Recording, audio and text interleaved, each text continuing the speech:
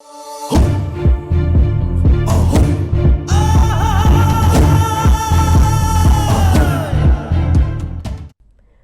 to Nagaland TV. I am Yashira and you're watching Nltv News Now. First headlines.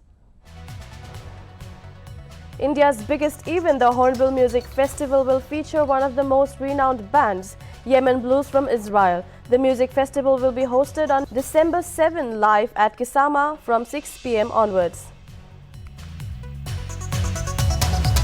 Akamjung Ponggeng from Nagaland becomes the first person for Indian Rhodes Scholar for the year 2022. Ponggeng among 5 students in India to pursue through scholarship in Oxford University.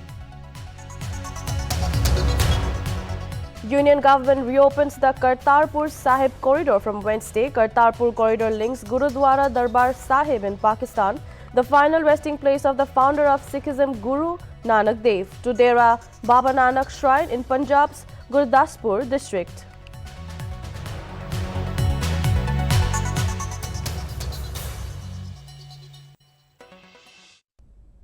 And now the news in detail. Delhi recorded a minimum temperature of 10 degrees Celsius on Tuesday, informed the India Meteorological Department, making it this season's first sub-10 degrees temperature, while the maximum temperature for the day was 27 degrees Celsius. Notably, India Meteorological Department has forecast that mercury will stay around 9 degrees Celsius with cold northwesterly winds blowing towards Delhi at the moment. But wind direction may change to southeasterly from Thursday onwards, and a minimum temperature will rise by 2 degrees as per reports. Last year, the lowest minimum temperature recorded in November was 6.3 degrees Celsius. On November 23 in 2019, the lowest minimum in November was 11.4 degrees and 10.5 degrees Celsius in November 2018.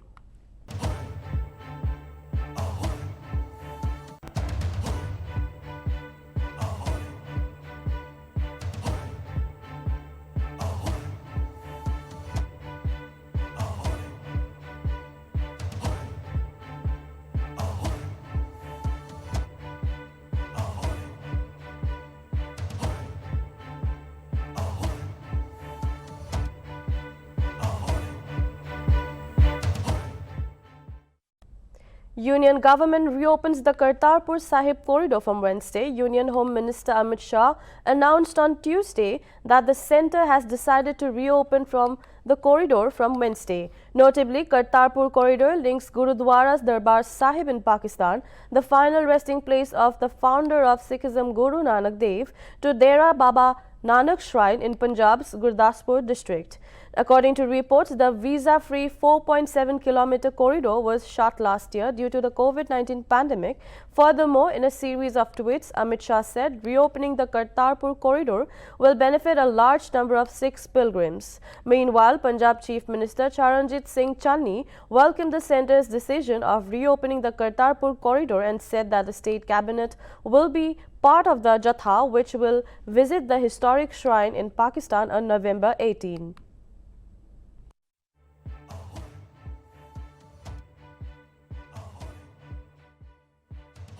जी, इससे बहुत देर बाद पहले तो हम मतलब कि ये India government और पाकिस्तान का पहले का मतलब बहुत पहले से चल रहा था ऐसे, तो हम लोग बहुत पहले से हमारे पुरख जो अरदास करते थे ये खुल जाए, और खुला है। और थोड़े ही चिर के बाद में कोरोना आ गया और कोरोना के वजह से बंद हो गया, और फिर लोगों ने मतलब कि बहुत आस मरादा से किया भी ये खुल जाए, तो इससे बहुत लोगों को फ़ायदा भी है।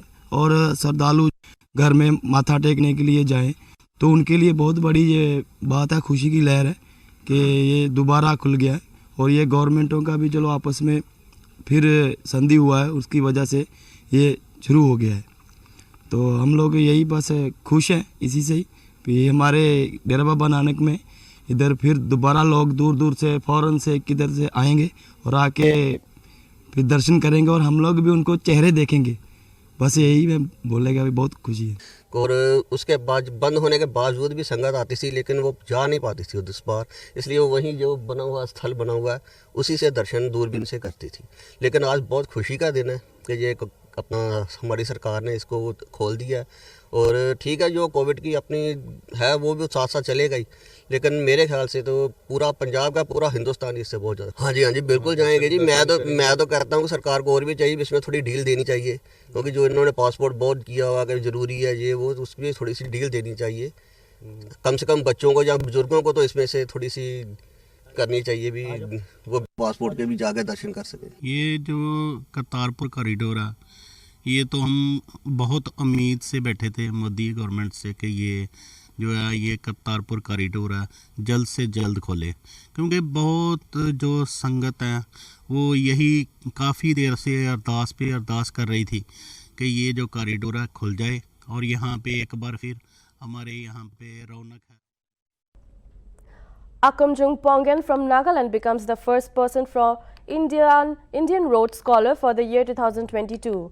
Pongen is among the 5 students in India to pursue through scholarship in the Oxford University. He is a final year philosophy student from St. Stephen's College, New Delhi. According to Rhodes Scholarship Kohima, Pongen's academic interest lies in philosophy and theology. Besides this, he is a singer, plays piano and classical guitar. Pongen's interests lie in making philosophy more accessible to the society by translating them to his mother language. The other 4 who got along with the Pongem are Dr. Varod Pantabekar from Maharashtra, Dr. Aishwarya Vedula from Hyderabad, Ritika Mukherjee from Delhi and Adrija Ghosh from West Bengal.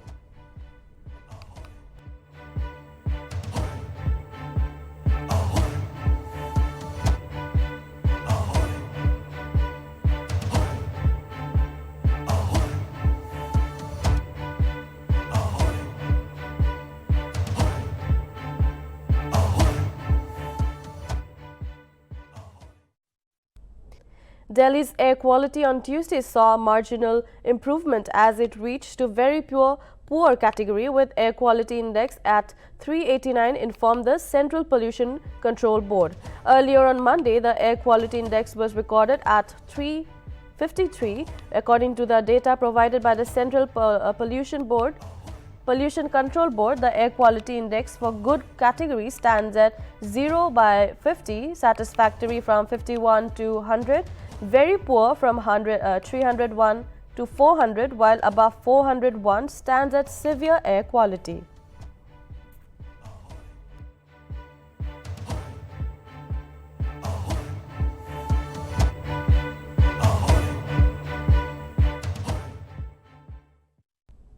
The Ahmedabad Municipal Corporation in Gujarat on Tuesday imposed a ban on the sale of non-vegetarian food items at stalls alongside public roads. The Town Planning Committee of Ahmedabad Municipal Corporation said that stalls selling non-vegetarian items will not be allowed along the public roads and in the 100-meter radius of schools, colleges and religious places starting from Wednesday.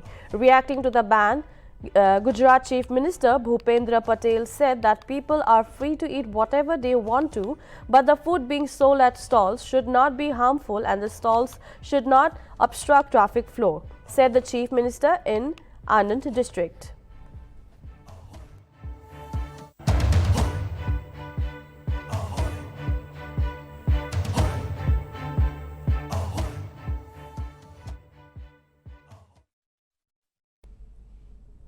Kohima Press Club organized National Press Day at Hotel Eastgate, Kohima at 11 a.m. on Tuesday. The program was chaired by Otono Tixthi Kansay, the General Secretary of KPC, and the keynote was given by President of KPC, Alice Yoshil.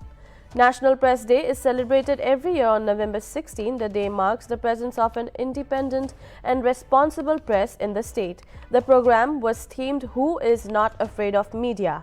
Meanwhile, Imkong Walling, a correspondent of Morun Express, was awarded the KPC Impact Journalism Award 2021. The program was blessed by Niketu Iralu, peace activist, and Dr. Maulemba Jamir, associate editor of the Morung Express, as guest speaker. Moa cited example of one who is not afraid of media in his speech as someone who is honest and has nothing to hide.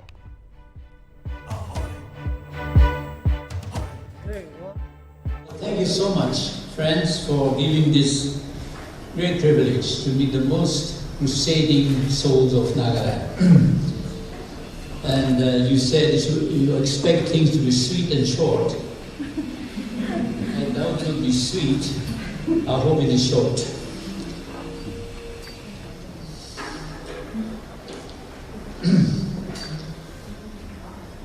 After hearing what our President said about this team, I'm a bit baffled because it is given to me to explain.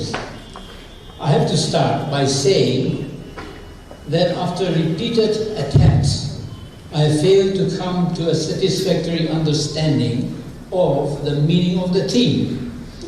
Who is not afraid of media leads me nowhere. Either my failure to understand something very obvious to everyone simply shows I do not know what's going on, or the Press Council of India has given a theme for today that simply raises confusing questions, or perhaps worse. I'm expecting to learn from the discussion today what the theme means. The two lady journalists detained by Tripura police some days back because they investigated and reported on the outbreak of communal violence as journalists should, is an instance of who is afraid of the media.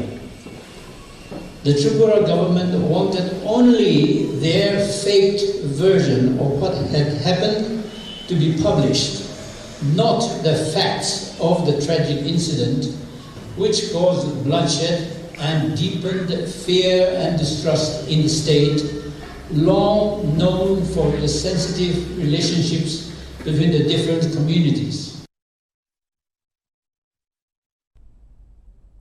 The Commissioner of Police Dimapur issued a directive circular on November 16 in compliance with the Nagaland Office Memorandum on Arms Act released on January 17, 2020. The notification referred to the Section 3, Part 2 of the Arms Amendment Act 2019.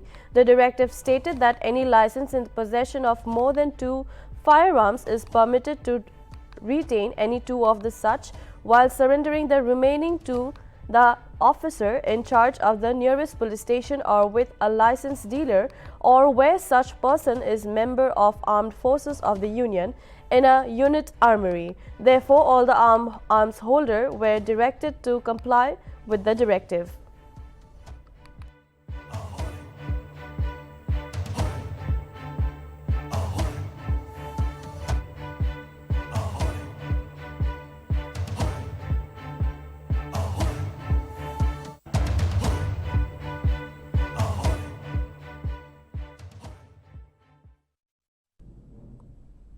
The father of late Khatnai Konyak in the funeral service of his son in Tizit, Nagaland, addressing his villagers, said that he has given his 2 sons to serve and make the country stronger, and added by saying that one has returned home and I have another son.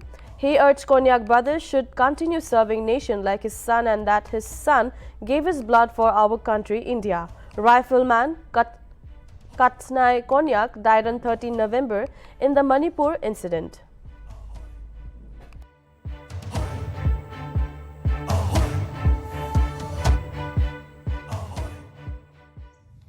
India de takut hobole, himut hobole, moi juta manu pothaise. Asam bya bolte. Ekta manu to aji murise, ekta manu to ase. Aru bi jibo lage. Ama bacha khan, ama jit ere khan, ama konyak manu khan. Aru bi jibo lage. India gaane, khun dishe, moi bacha khan. Besi kusi bashe, besi mon to roshe moi. Arubi naga hobo lage, arubi naga himut hobo lage. Moi kobole ekun hai, itu ese kotha do.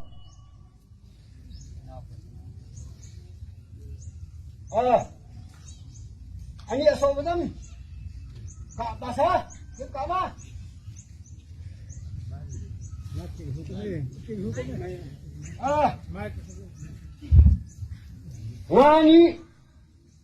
Ngani thawang hapang ba? Kema mai phun pong, sa phun pong, sang asoy. Ngonu sa titon. Ani au munua. Titon sa kamyoni tu mong mai bu. O mai la azo kam pha we. Ani aso bu da manu tu mong mai bu. Ngai ana ma aso. India de takut hobale. Himut hobale. Mai juta manu pothai se. Asam ja phote. India's biggest event, the Hornbill Music Festival, will be hosted on December 7 live at Kisama from 6 p.m. onwards. The music festival will feature one of the most renowned bands, Yemen Blues from Israel. In 2010, singer and composer Ravid Kahlani founded Top Musicians and called it Yemen Blues. From the very start, Yemen Blues created an original sound that became a new language in contemporary music. The intense musicians hail from New York City, Uruguay and Tel Aviv. The members include Ronnie Urend, Itamur Do Ari and Shanir Blumenkrantz. Each member comes from a different background and brings their own sound and arrangements to Ravid's compositions. The result of this group is a powerful energy that mixes Yemenite, West African, Latin and jazz influences and new culture music for their first album. The group collaborated with the well-known maestro Omar Avidal, who served as a musical director and producer since then. Yemen Blues keeps music magic alive with a constant stream of new songs and the world-renowned exciting live performances.